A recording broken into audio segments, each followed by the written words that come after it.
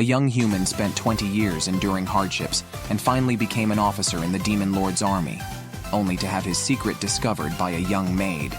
Aiku is human, but his grandfather was Ranbeku, a great magician in the Demon Lord's army. As the grandson of a great magician, Aiku's power is as you would expect. With just one brigade, he captured a city in less than a week. He then went alone to the Lord's room and offered 3 choices: surrender and be captured, commit suicide, or escape while he admired the view from the window. Unfortunately, the Lord chose none of these and attacked Aiku instead. Without surprise, Aiku knocked him out with a powerful spell, but then ordered his men to treat the Lord and the surrendered soldiers. Aiku's actions were all monitored by his direct superior through a crystal ball, who was very pleased with his performance. However, Aiku immediately cast a barrier spell in the room to create a protective shield. Despite being in the Demon Lord's army for many years, Aiku, being human, could never get used to the brutality of war. He removed his mask, revealing his true identity. Aiku's master was the great magician Ranbeku, who understood the high civilization that once existed in this world. On a whim, he had picked up Aiku as a baby and raised him, teaching him knowledge and magic.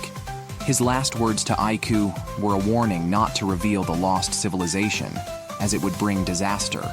He also instructed Aiku never to remove his mask and robe. If his true identity were exposed, the Demon Lord would never spare him. Thus, these 20 years had been very tough for Aiku. Fortunately, no one could see his true face in the room protected by the barrier. Then, he looked down to see a terrified young maid who realized she had been discovered, knelt down begging for mercy, and promised she saw nothing, only to knock herself unconscious when she looked up. Aiku, seeing tears on her face, felt like crying himself as his secret of 20 years was so easily discovered. Then, hearing his subordinates outside, he had to put the mask back on and check the situation. A half-beast subordinate thought there were too many human survivors from the war.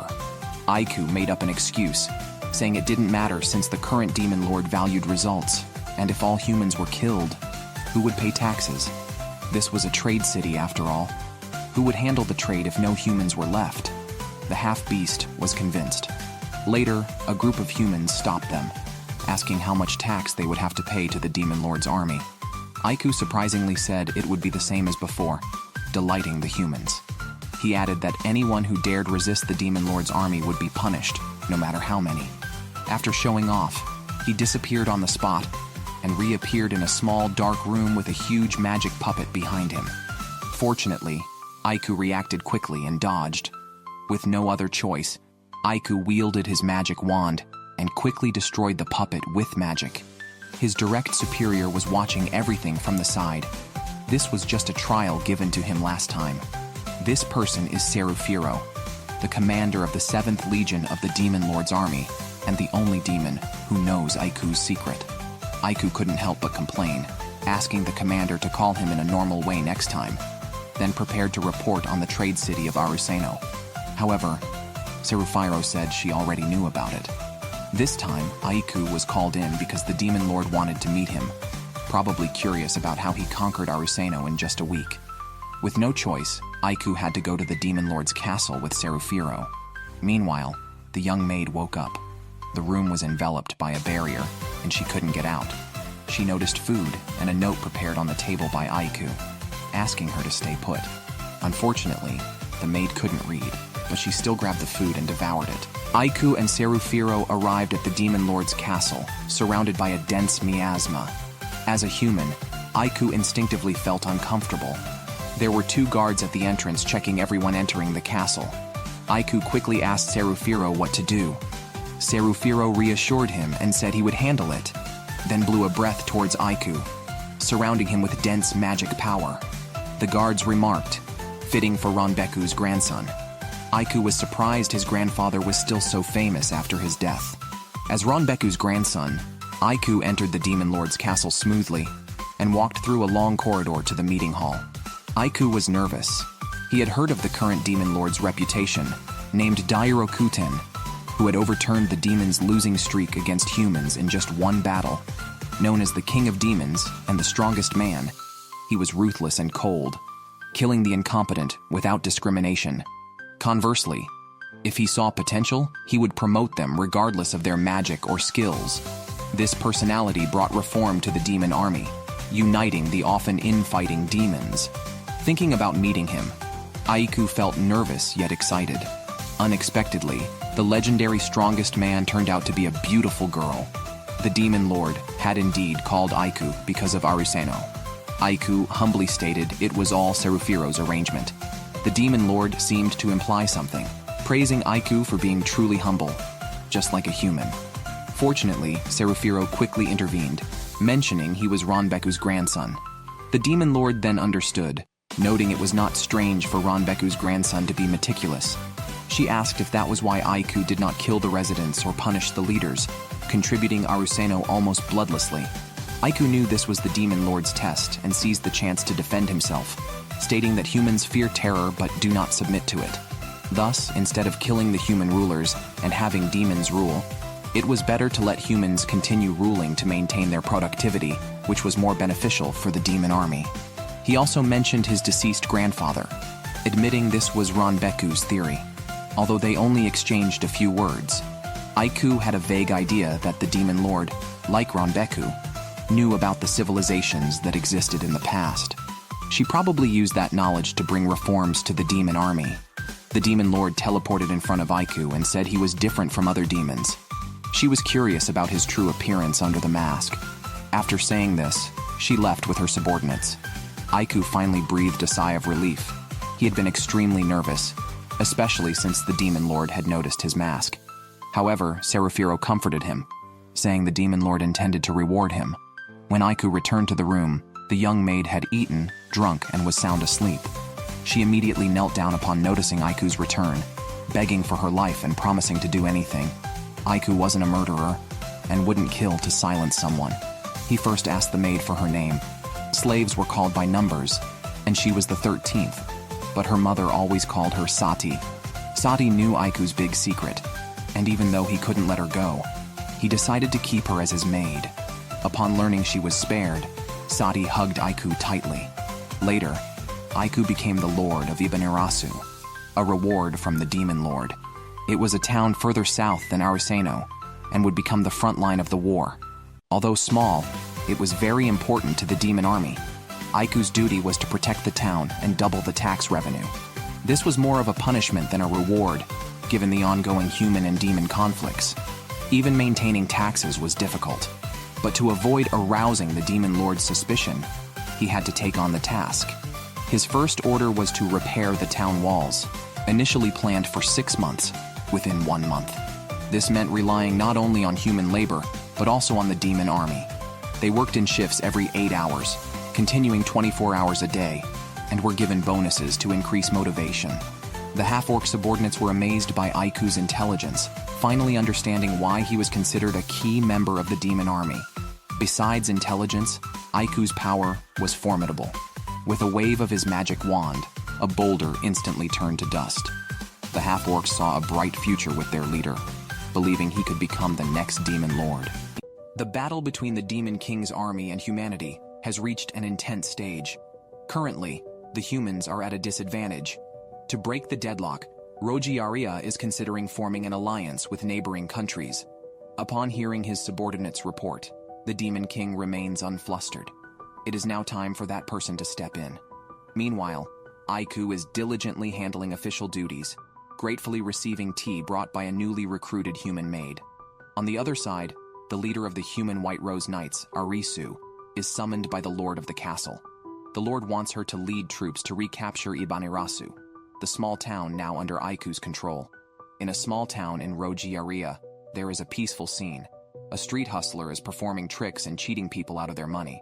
If you guess which cup the bead is under, you can win money.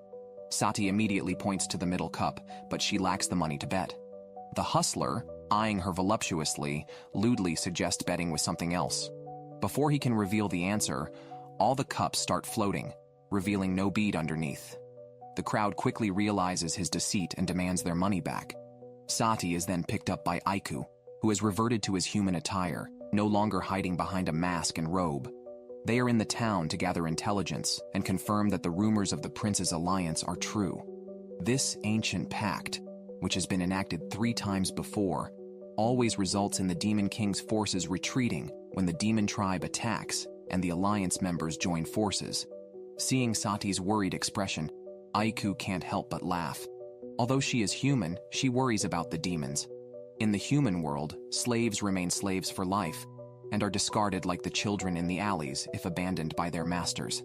Aiku comforts Sati by patting her head, reassuring her that the current Demon King is the strongest and wisest ever, so there is no need to worry. As they prepare to leave, the swindler who Sati exposed calls out to them, angry and seeking revenge with a strong man beside him, threatening violence unless compensated with money or bodily payment. Aiku looks around, sees no one, and uses ice magic to freeze the strong man's feet, while ice spikes hang threateningly above the swindler. The swindler, unable to move, quickly begs for mercy. Aiku then takes the opportunity to ask him about the town's military activities and why the soldiers seem so anxious. The swindler honestly replies that he heard about the prince's alliance formed to fight the demon tribe, and the Rogiaria army wants to act before the alliance to take revenge on the demons.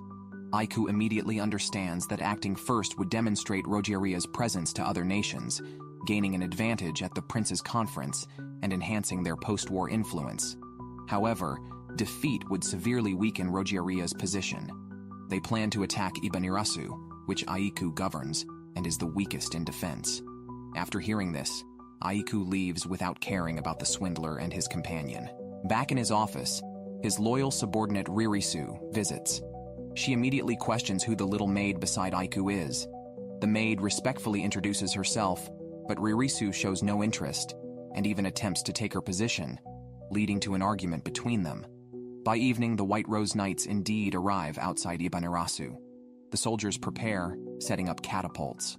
As the leader commands the attack, the ground suddenly splits open, releasing countless skeleton soldiers, followed by goblins above and orcs surrounding them from behind. The knights fall into the demon's ambush. The commander orders a retreat upon realizing the danger. This successful ambush is thanks to Aiku scouting the enemy. While his half-beast subordinate praises him, an arrow suddenly hits Aiku from behind, and he collapses. That night, the commander receives news of the knights' defeat and immediately orders the imprisonment of their leader, Arisu, despite knowing it would affect the soldiers' morale. He disregards this, caring only about his reputation before the king. Meanwhile, Aiku quickly recovers to find his beautiful superior, Serufiro, lying beside him, provocatively misstating their interaction. Aiku is speechless, remembering nothing. Serufiro saved him and reminds him that this battle caused no human casualties, which might arouse suspicion from the Demon King. Aiku remains committed to coexistence between humans and demons. After treating Aiku's wounds, Serufiro leaves. Aiku ponders over the arrow, suspecting an intruder or spy.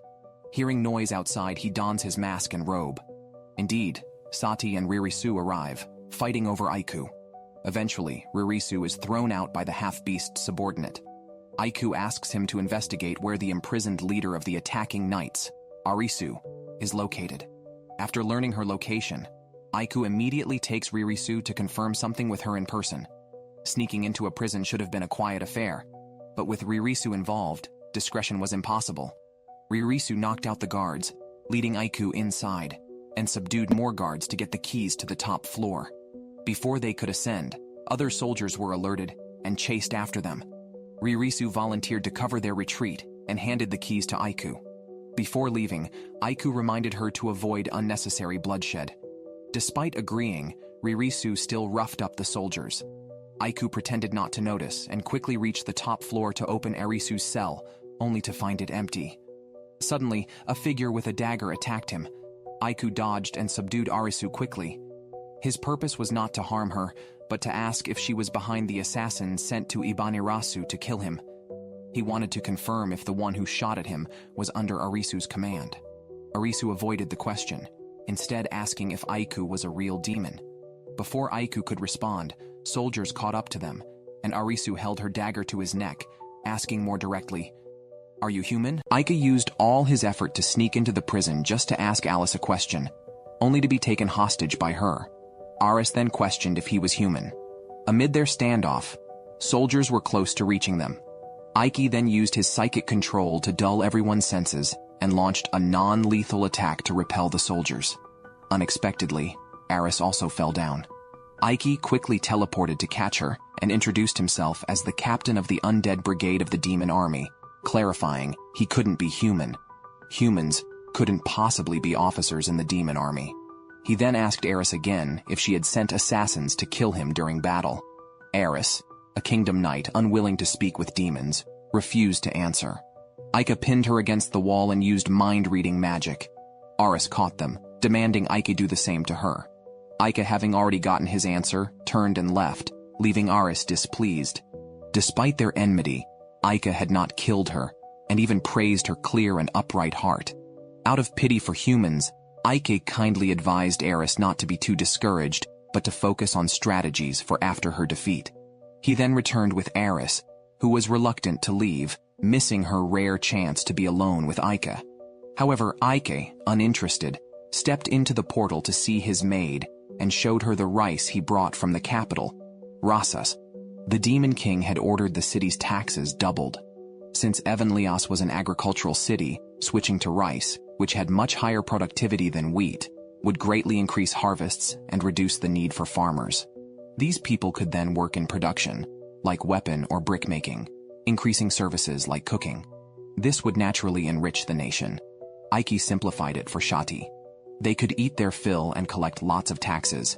Shati immediately praised her master. However, Ike was unclear on how to cook the rice and left the problem to Shati, as he had another issue to address. He then gathered his group to find out who had shot at him before. It is now known that the arrow is from enemy forces, but Arisu, the leader of the White Rose Knights, was not involved. This means someone impersonated the White Rose Knights to shoot the arrow at him. The worst possibility is that there is a traitor within their brigade. Ike used mind-reading magic on all the members, first seeing the half-orc beside him, who was infatuated with Ike, admiring his greatness. Ike could barely stand to look, but he carefully distinguished the thoughts of others. Sure enough, one goblin seemed very guilty. Ike teleported in front of him and directly asked if he was a spy. Later, Ike went to see Serufiro, who was bathing at the time and did not shy away from being naked in front of Ike. Guessing there was a traitor in Ike's group and that Ike came to catch him, she asked who it was. Surprisingly, it was the vice captain of the 7th Legion, the one-eyed goblin Jesu, a veteran of many battles. Serufiro was not surprised and suggested that Ike make him pay the appropriate price. On the other side, Jesu, knowing Ike had gone to see leader Serufiro, got a bit panicked. He repeatedly confirmed with his subordinates that they really hit him that day. His subordinates affirmed it. Then, another subordinate reported that they couldn't contact the undercover sent to the undead brigade, and that Ike was coming alone.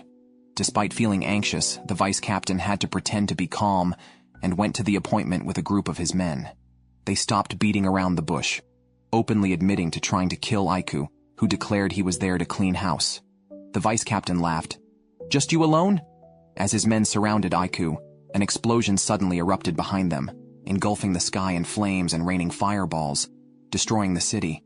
It turned out the cleanup wasn't by Ike, but by leader Serufiro herself. She remembered Ike was also below after unleashing her power, but it didn't matter since he wouldn't be harmed.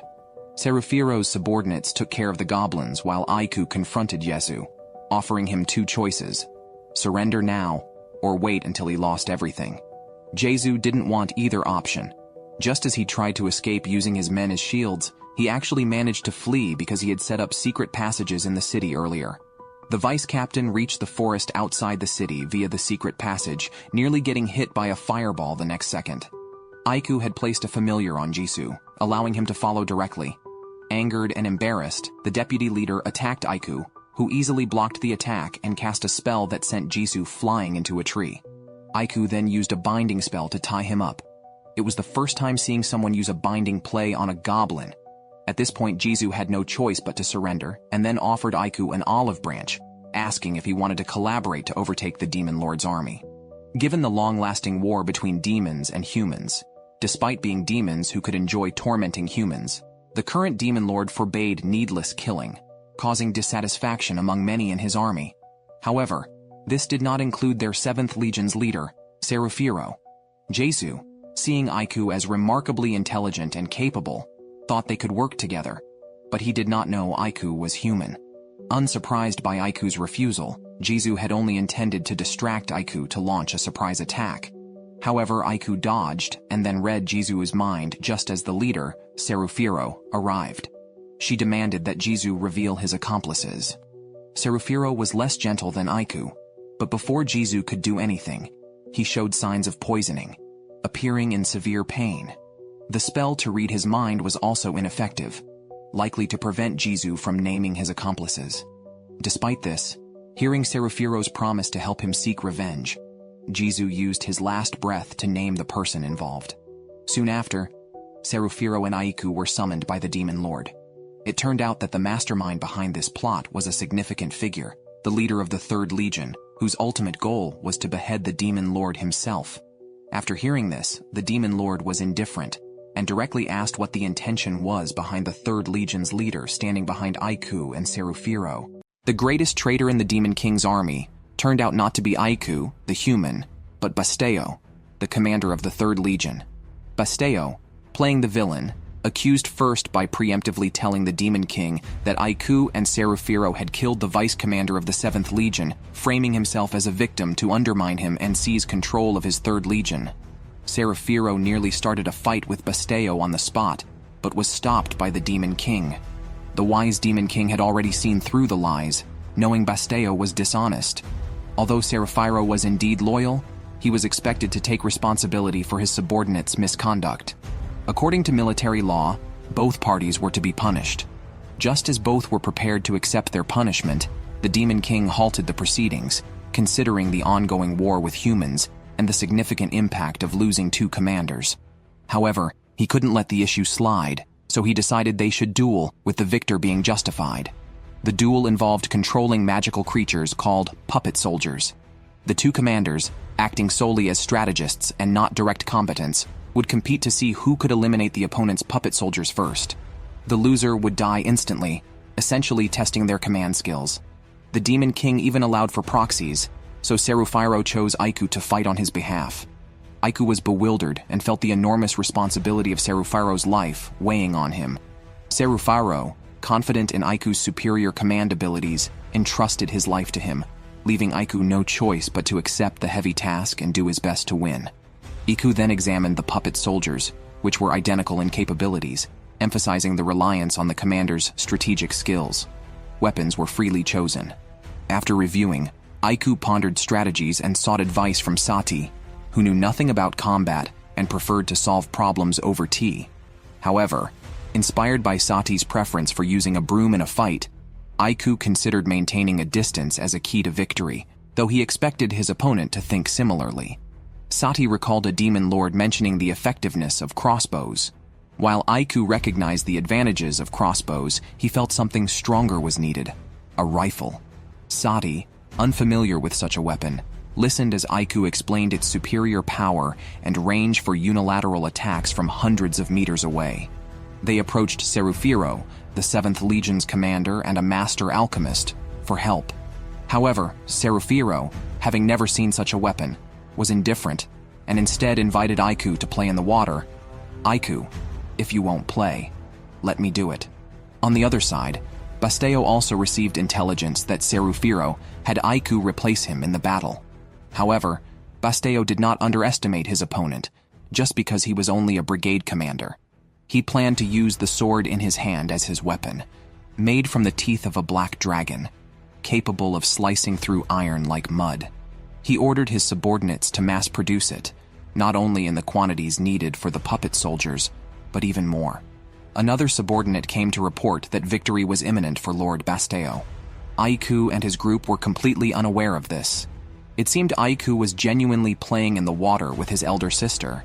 Just as he emerged, he encountered the Demon King and hastily knelt down, not even dressed. Aiku was hoping to be lucky since he wasn't wearing a mask and thought the Demon King wouldn't recognize him. However, the Demon King handed him a large package which, upon opening, turned out to be the very rifle he needed. The Demon King even called out his name and told him no longer to hide. Ranbeku had already told her the truth a long time ago. She hadn't exposed him because she needed Aiku's help to fulfill her wish. Despite the Demon King's great power, it was still not enough. She needed someone willing to fight for her and help build the world she envisioned. Aiku was one of her chosen ones. With the Demon King saying so, Aiku naturally responded immediately. After the Demon King left, he took the rifle to find Serufiro. Just a rifle wasn't enough. He also had Serufiro help make some bullets. Seeing Serufiro's nonchalant demeanor, Aiku felt conflicted, knowing that if he lost, it was Serufiro who would die. Before the bullets were even completed, an explosion occurred elsewhere, a non-magical one, as Aiku had arranged for his subordinates to make gunpowder earlier. It seems it was successful. Aiku asked Serufiro to help make 500 lead bullets and had a beautiful subordinate prepare the gunpowder. With everyone eagerly anticipating, the day of the duel finally arrived. The demons in the audience waved their flags and cheered. The duelists were in place. Basteo's puppet soldiers were fully armed, each holding different weapons. Aiku's puppet soldiers still looked the same, but now they held very sturdy-looking shields. Basteo began to boast loudly, putting his head on his neck and declaring that they would surely lose. Aiku remained non-committal, recognizing that the armor on the opposing puppet soldiers was made of Damascus steel, a high-grade metal capable of deflecting arrows and resisting spears, also a gift from the Demon King. Basteo thought the Demon King wanted him to win, not knowing that the Demon King had directly given Aiku firearms. Lord, times have changed. Aiku was unsure if the Demon King wanted a fair fight or was testing his own strength. He planned to win first, then ask for clarity. Finally, the duel officially began. Basteo ordered his puppet soldiers to fire arrows first.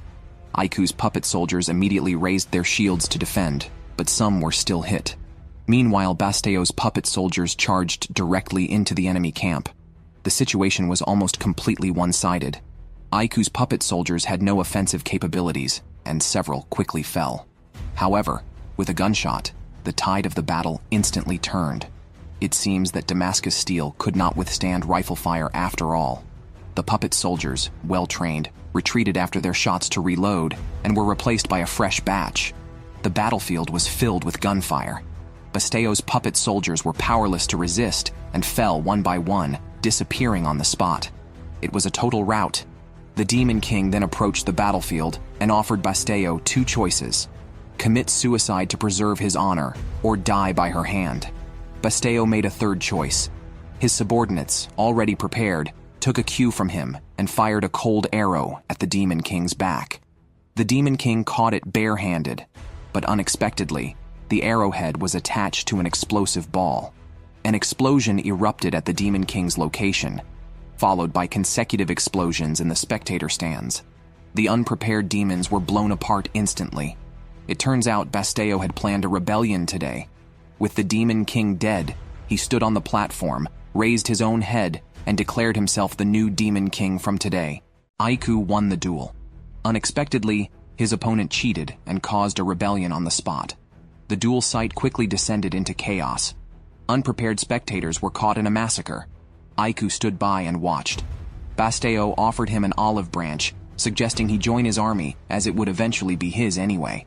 He offered Aiku the position of commander of the 7th Legion.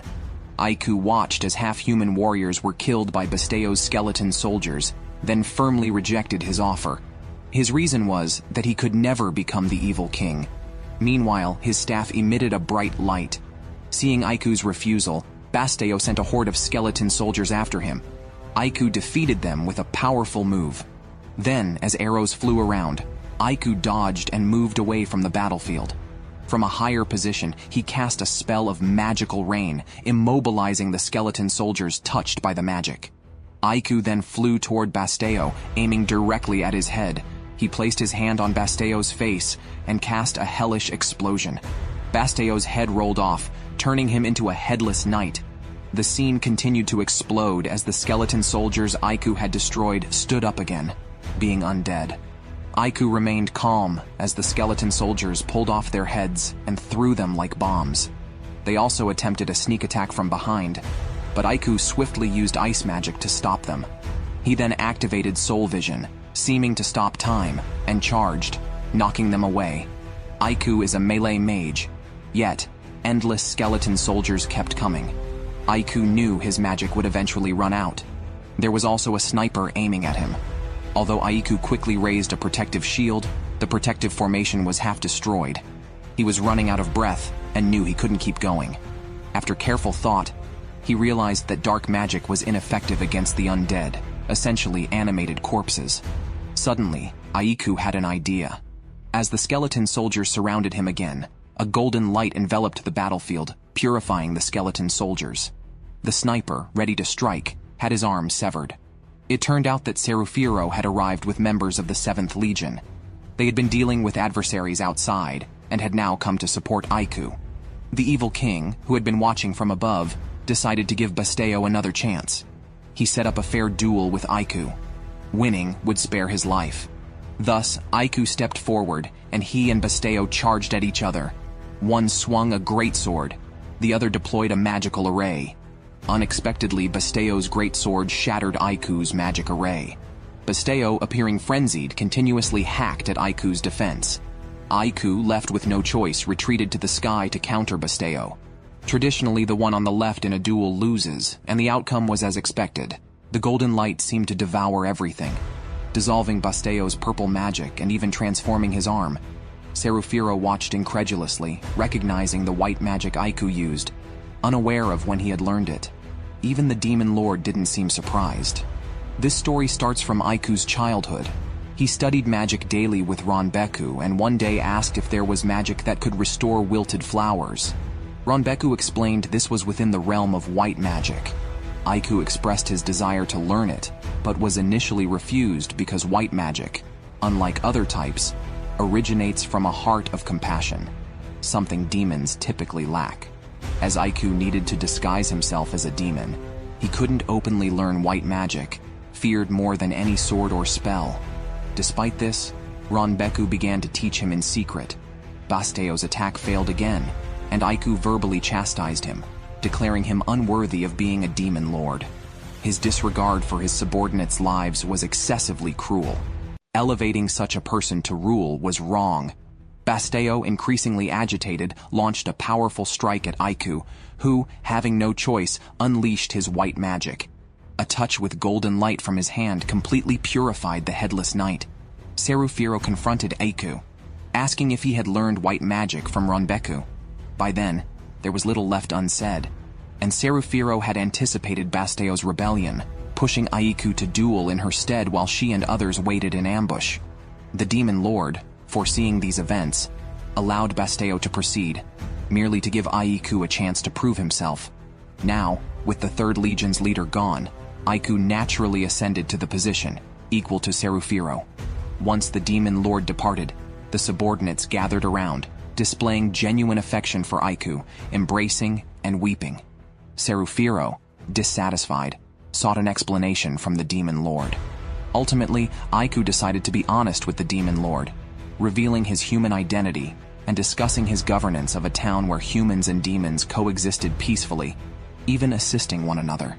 From the beginning, Aiku aimed for coexistence, a goal disclosed when Serufiro took him as an apprentice.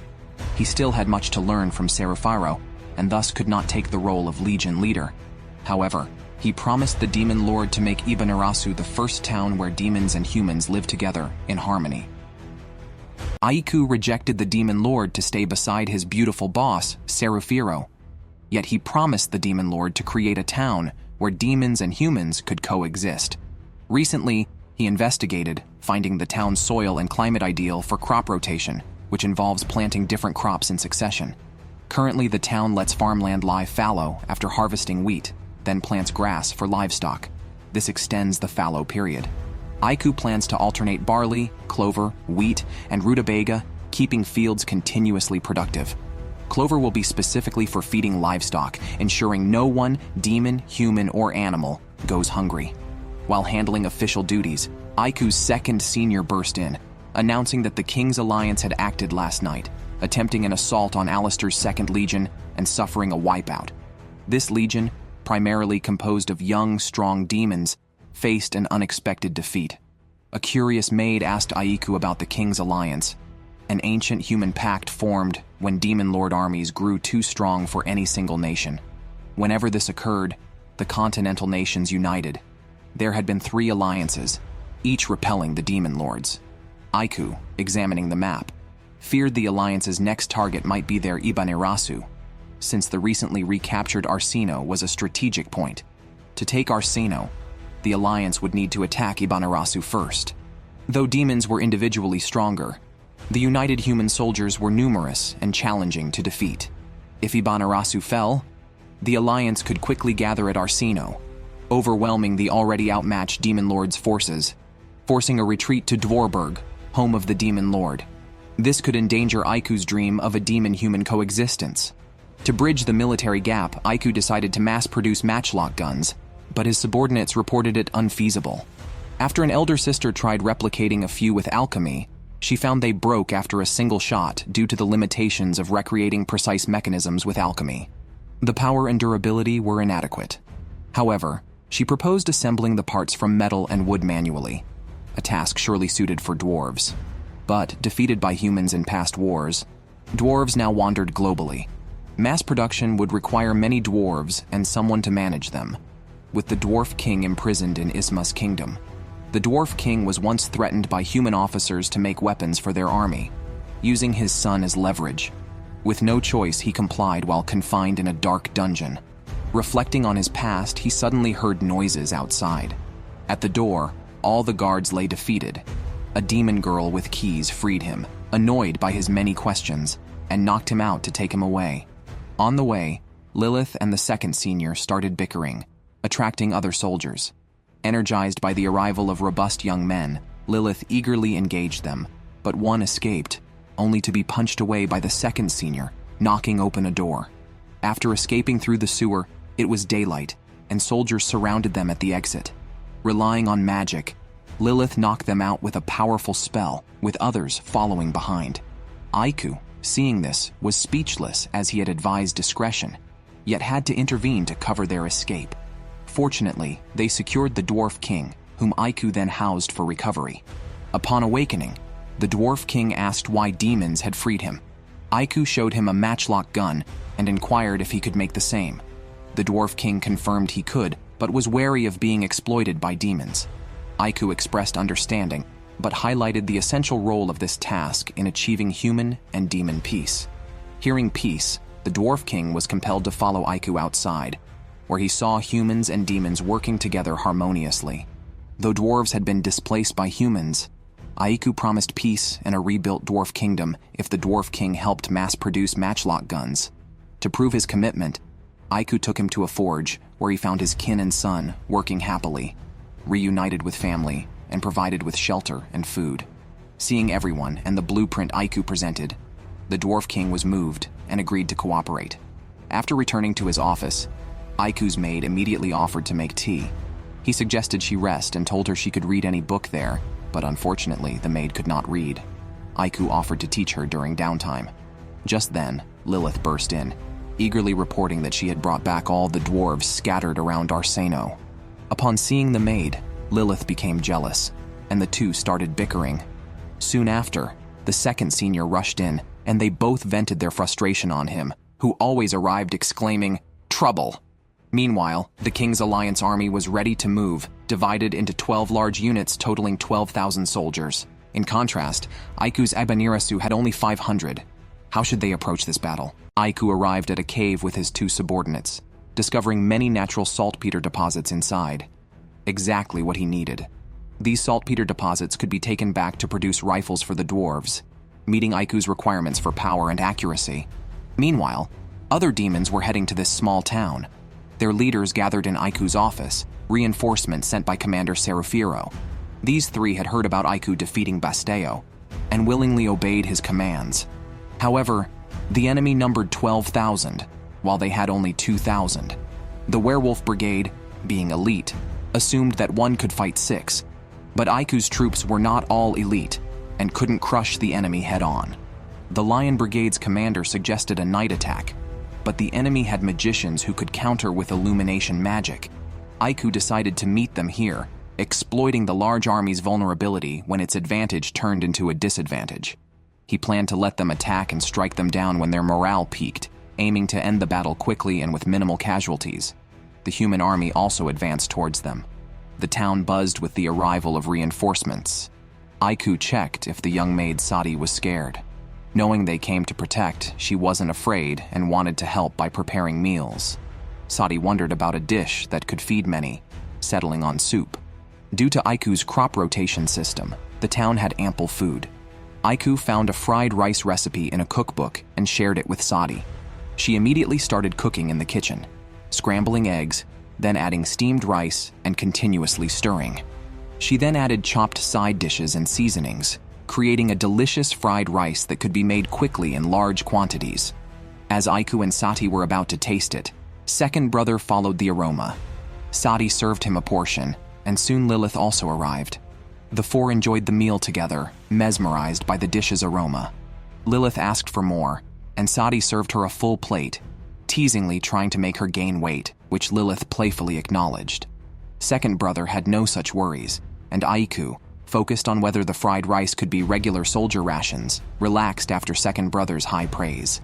A few days later, all soldiers were ready, and the city walls were fully repaired. They also had mass-produced rifles. Now, they just needed to wait quietly. At that moment, the goblin on the watchtower spotted a massive approaching army and immediately informed the soldiers. Upon receiving the news, Aiku quickly went to the city wall. Before the battle began, he gave a stirring speech to his troops.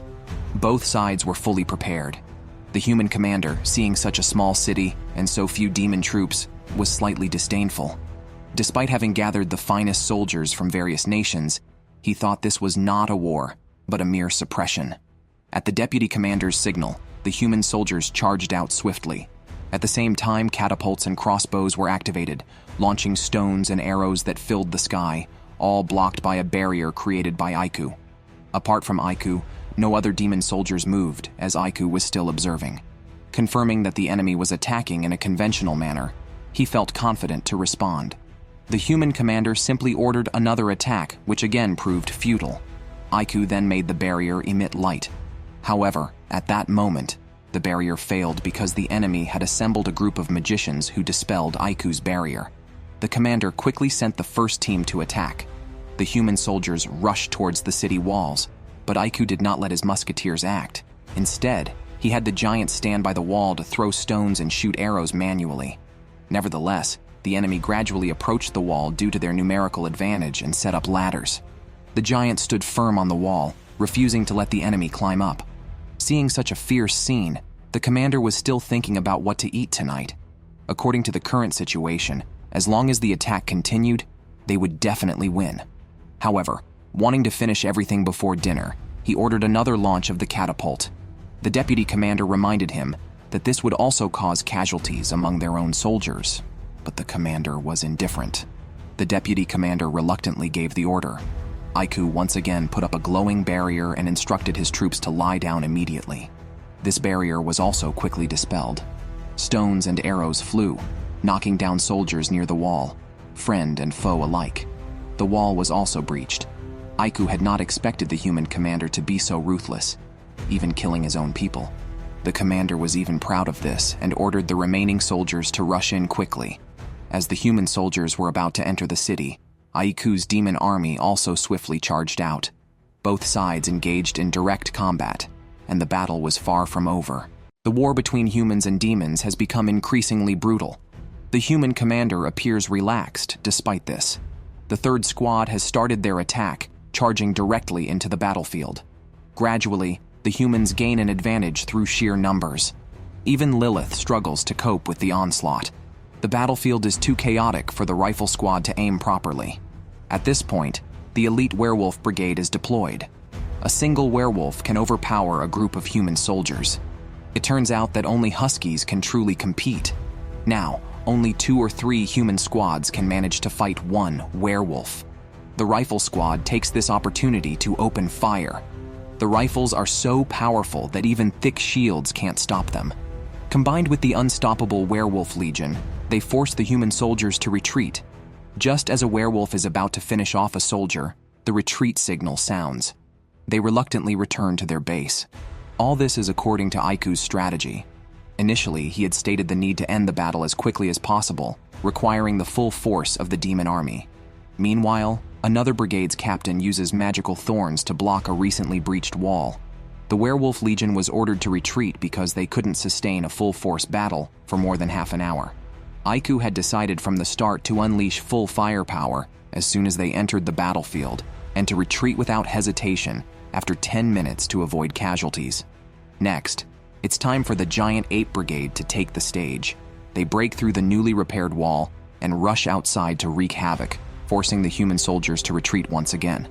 Aiku's goal is clear: to have each brigade strike in turns, disrupting and depleting the enemy's forces. Meanwhile, the brigades not yet deployed rest and recuperate, ready to exert their maximum strength at any moment. Suddenly, a straggler climbs the city wall, nearly attacking the woman repairing the wall. Thankfully, a fellow soldier shoots just in time. With one brigade after another taking turns, it's impossible to defeat all the enemies. Now, it's time for the alchemists and gunmen. They can manipulate the enemy troops and reduce their range of attack. Aiku asks if the woman can handle it. She's willing to sacrifice her life, but Aiku immediately rejects this, emphasizing the importance of valuing one's life. He devised such a strategy to reduce casualties. The human soldiers naturally won't just sit back and wait. They prepare their launchers again, but before they can fire, the aerial brigade smashes them thoroughly. Aiku had previously investigated the enemy's military strength and the background of their commander, who comes from a noble family with a long history and is a coward, prioritizing his reputation and safety above all else. Thus, they planned to capture the leader first, insisting on taking him alive. The brigade captains naturally had no objections. So far, everything was going as Aiku had planned. Serufiro was also participating in the battle, but was assigned by Aiku to carry out another most crucial task: to hold back the enemy's rear forces. Unexpectedly, Serufiro was captivated by a very attractive man in the rear. Meanwhile, the soldiers at the front were continuously retreating, with the squads that entered the city walls being completely wiped out. The commander, in desperation, ordered a full-scale attack. His deputy tried to advise him to regroup first, but the commander stubbornly insisted on a strategy of overwhelming numbers, arguing that if 5 men couldn't defeat a demon, then 10 or 20 should try. He believed their 12,000 troops should be able to defeat a mere 2,000, otherwise, it would be a laughingstock. To boost morale, the commander even decided to lead the troops himself, which immediately invigorated the soldiers. However, this was also anticipated by Aiku, who soon created a massive fissure under the soldiers' feet, causing many to fall in, and the enemy's magicians were captured. With these magicians gone, Aiku's forces could freely use magic. The commander even fell from his horse due to the intense ground shaking, and his horse ran away, abandoning him. Aiku then confronted the commander, giving him 2 choices: retreat with his troops and spare his life, or die then and there. Without their leader, the disorganized soldiers would surely flee.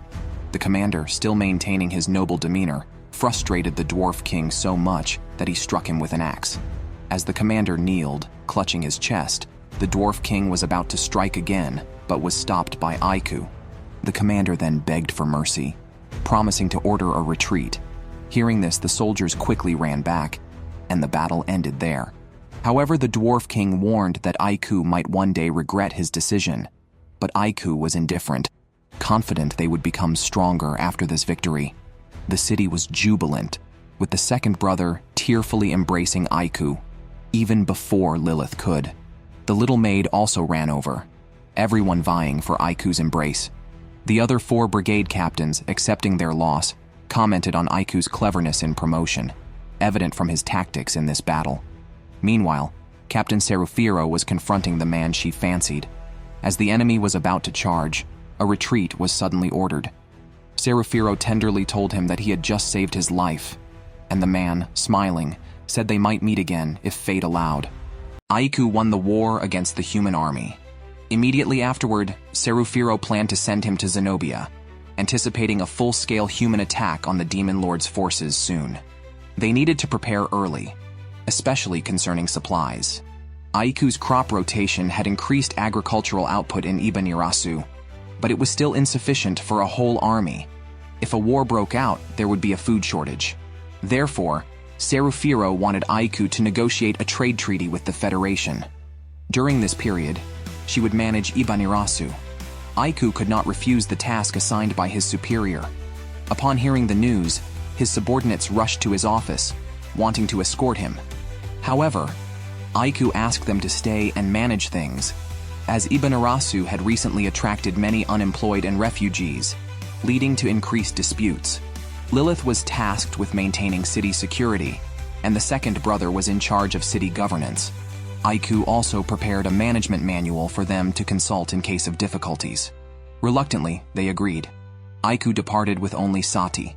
After they left, Lilith realized Sati was missing, but by then, Sati was already riding with her master on the road to Zenobia, a southern trade city and member of the Trade Federation. The city was bustling with unique crops, fruits, and vegetables, and was crucial to the fate of the Demon Lord's forces. This mission was significant, as there had never been a precedent for humans and the Demon Lord's forces signing a contract. Aiku brought the human maid to demonstrate that demons and humans could coexist peacefully. Suddenly, a scream ahead prompted Aiku to rush forward. He found a group of bandits attacking a carriage containing a beautiful young lady. The leader was about to harm her when Aiku intervened. To his surprise, the girl inside resembled Sati. Without hesitation, Aiku subdued the remaining bandits and treated the guards' wounds. His gentle yet powerful demeanor captured the young lady's heart. She introduced herself as Yulia, the daughter of Zenobia's leader. Aiku, having stumbled into this situation, decided to proceed to Zenobia with Yulia. On the way, Yulia shared that she had never seen the outside world and had gone out to meet influential suitors. But talks had not gone well. She revealed a sad expression, clarifying that she had rejected them, not the other way around. Now meeting Aiku made her glad she had refused. They soon arrived in Zenobia and immediately met Yulia's mother, the city's leader, a woman who had climbed to her position through her skills and tactics. Aiku was careful not to underestimate her or try to exploit her gratitude. Noticing Aiku's hesitation, the leader sent her daughter away and directly asked him about his purpose, quickly discerning his identity and affiliation with the Demon Lord's forces. Aiku did not hide his identity, stating that he was the Lord of Ibanirasu. The leader had heard rumors about him and became serious when Aiku mentioned wanting to sign a trade treaty. The Demon Lord's army signing a treaty with humans? Historically, demons aim to eliminate humans, so why would she cooperate? Aiku quickly explained that the demons had changed, at least he fought for coexistence. Although the current Demon Lord was different from predecessors, the leader was unwilling to gamble her people's safety. Aiku couldn't guarantee there wouldn't be changes, so he shifted the topic to the recent pirate troubles she faced, specifically the Redbeard pirates that Aiku had encountered. Aiku offered to eliminate these pirates, who were a significant threat to Zenobia, costing as much as the city's annual budget. The leader agreed to consider under certain conditions. First, Aiku must eliminate the pirates. Second, he must marry her daughter, Yulia. Seeing Aiku's potential, she wanted to establish a good relationship early. News came that the Redbeard pirates had invaded the port, burning, looting, and setting up cannons. The leader urged Aiku for an answer, and he agreed before rushing to the port. After saving a guard and learning the pirates targeted a specific shipment, Aiku suggested setting a trap for the next attack, and had the guard summon more forces and weapons. Sati, feeling unhelpful, went to the kitchen where even the staff mistook her for Yulia and didn't let her work, treating her as a guest. Meanwhile, Yulia found Aiku to discuss marriage. Aiku thought she was unwilling, but she had actually fallen for him and was eager to marry him. Yulia, seeing Aiku's disinterest but not wanting to miss the opportunity, ended up crying. Sati watched quietly, feeling heartbroken, and was noticed by Aiku as she left. Unfortunately, she was followed by pirates who mistook her for the leader's daughter and planned to gift her to their captain. Sati escaped upon waking, but found herself on a ship with the pirate captain. He realized his men had captured the wrong person, but kept Sati as she fit the role of a maid well. On the other side, Aiku and his team located the guard who was with Sati. They learned that Sati had been kidnapped by pirates and assumed she was already at sea. Aiku immediately requested a ship from the leader to pursue the pirates personally. The leader provided her own ship to him. Standing on the ship, Aiku was flooded with memories of his times with the young maid, determined to rescue her. Meanwhile, Sati was dressed up and chained by Kurosa, who was drunk and demanded her service as it was a maid's duty to please their master. Sati thought of her real master, who only asked her to clean and cook and was willing to protect her. She gathered courage and stated she only wanted to perform her duties as a maid, offering to cook for Kurosa. Surprisingly, Kurosa agreed, so Sati went to the kitchen to cook. Noticing there was no alcohol, she asked the guarding pirate for some strong liquor to use as seasoning. The pirate gave her a cup of liquor, which she poured over the steak, causing the pan to ignite. When the pirate tried to extinguish the fire, Sati deliberately splashed the remaining liquor on him, spreading the fire. While another pirate was distracted trying to put out the fire, Sati escaped from the kitchen. To avoid pirates in the corridor, she hid between boxes and barrels, finding them filled with gold and jewelry stolen from the town. She wanted to inform her master but realized they were at sea and wondered if he could reach her. Spotting a candle nearby, she thought of a way to reveal the pirates' location. Meanwhile, the pirates rushed to report to their leader that the ship was on fire. A blaze ignited by Sati, which became increasingly visible on the dark sea. Sati, hiding in a barrel, was eventually discovered by the pirates. She threw the lid and ran, but was soon bound by Kurosa's magic, who declared that a bad maid must be punished and ordered his men to cut off Sati's feet. As one raised an axe, his body suddenly flew up and crashed down. At this critical moment, Aiku arrived, vowing not to let them go. Sati ran to her master's side while Aiku swiftly dealt with the pirates using magic, throwing them all into the sea. The danger now past, Sati suddenly became sentimental, aware that as a slave, being abandoned was not unusual. Aiku reassured her, stating she was his maid, and a master should not abandon his servant. Moreover, thanks to Sati setting the ship on fire, Aiku could find her in time. Just then, the leader appeared behind them, realizing Aiku was no ordinary magician. He cast a spell, shooting a water cannon, which Aiku quickly blocked. Kurosa, claiming "the maid is mine," continued his magical attacks. Aiku protected Sati and countered the attacks with a barrier, escaping into the ship's cabin with her. Kurosa's water cannon pursued relentlessly, piercing through the cabin. Aiku and Sati disappeared. However, just as Kurosa went to check, a massive waterspout rose from the sea with Aiku holding Sati inside, sentencing Kurosa to death, declaring, "You'll never pirate again." A huge vortex surged, enveloping the water and rushing forward. People on another ship witnessed this miraculous scene, followed by rain formed from the seawater. Kurosa fell directly onto their ship. Aiku returned with Sati, ending everything. They rescued the young maid and captured the pirate gang, including the leader. After returning, the leader agreed to sign a trade treaty with Aiku as promised, which had to be conducted secretly to avoid being seen as a traitor to humanity. During Aiku's negotiations, Serufiro faced difficulties. Ibanirasu was attacked again, leaving the city in ruins and many demons injured. Serufiro looked disheveled, and a food shortage became critical, only sustainable for 3 more days. Ultimately, Serufiro decided to go out and fight again. Meanwhile, Aiku was unaware of all this, attending a banquet in Zenobia with Sati, both dressed in formal attire since the banquet was held in their honor.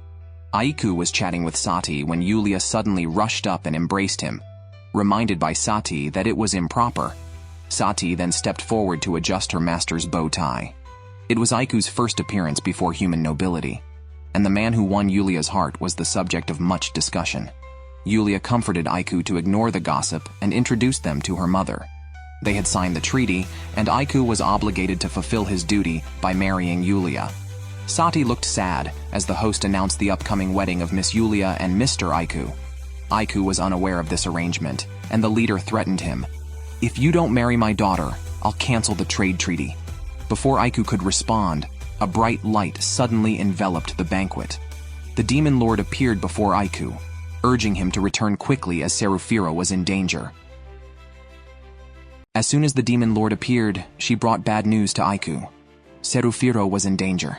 After Aiku left, Serufiro led troops to capture Aresta, only to fall into a trap. Humans lured Serufiro's army into the city and surrounded them. The enemies, numbering 5,000, had already been arranged by the demon lord. He urged Aiku to quickly rescue his superior and the leader of the 5,000 was the man Seruphiro had previously admired. They had penetrated the city, where the succubus was fiercely fighting, but was still outnumbered. Additionally, the enemy had a powerful magician.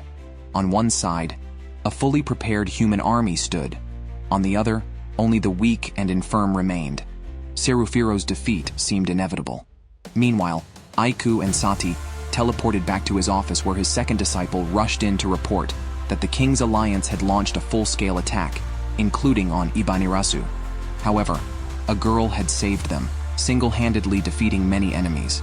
Aiku deduced she was the demon lord, meaning Ibanirasu did not require his attention. He thus organized his remaining forces of about 500 to rescue Seruphiro, though this number was inadequate, and some had to remain to guard the city. At this critical moment, the dwarf king stepped forward to express his gratitude to Aiku.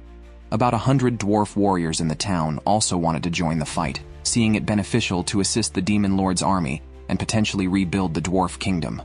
Aiku promised to strive to fulfill their goal, though the demon lord's army was currently struggling. The dwarf king decided they would discuss it later, appreciating Aiku for providing a home for the wandering dwarves, which was enough for them to repay the favor. Aiku accepted this gratitude, and unexpectedly, the town's humans also offered their help. After spending time under Aiku's rule, they were deeply impressed by the charm of this new town leader. The former human lord had imposed high taxes that exhausted them. But since Aiku took over, the town had flourished more than before, especially as the demon race had bravely defended them during the previous attack. Now, they too wanted to contribute to the town's defense. The second disciple initially objected, but was sternly reprimanded by Lilith and Sati, who rarely agreed. Aiku accepted the humans' kindness and divided the soldiers and warriors into two groups, one to accompany him to Aresta, and the other to guard Ibanirasu. During this time, the king's alliance might attack the town again, and Aiku hoped they would not resist but surrender to avoid harsh consequences for aiding the demon race. The next morning, Aiku led his troops out as the townspeople watched them depart. It would take 4 days to reach Aresta, and Aiku needed to quickly devise a strategy to triumph with fewer numbers. Seruphiro did not surrender but continued to lead his troops bravely, holding the town behind him. However, this was merely a desperate stand.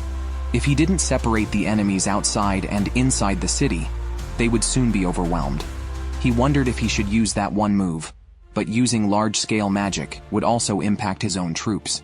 Distracted by these thoughts, Seruphiro was struck down by an enemy magician.